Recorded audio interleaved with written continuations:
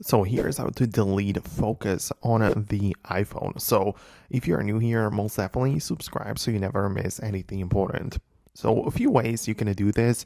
Well, at first you can go to the control center and stop using it, but like disabling the focus mode with the control center toggle there. So that is how you can stop it right away.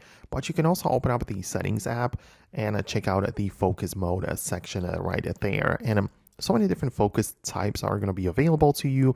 Probably something like the do not disturb, driving, or personal, but you can tap on any of them, and at the bottom of this thing you'll be able to find the delete focus. So you can tap on delete and it's just going to make sure it disappears from the phone. So if it was set up like automatically or scheduled or whatever else was in here, it's going to be gone and it will like disappear.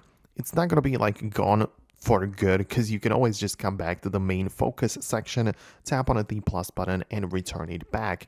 So you can always decide to re-add it later, but if you don't need it for a period of time, you can delete it from your phone and it's going to be good enough for you, I believe, right? So that is how you can delete it.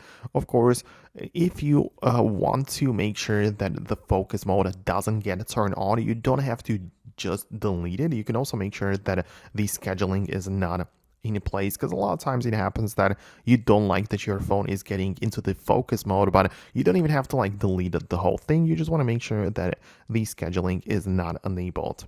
So yeah, that is all I wanted to show you in this video. Let me know what you think below. Hit the thumbs up and subscribe to let me know that you liked it, and I'll see you in the next videos as well. And yeah, thanks a lot. Talk to you soon.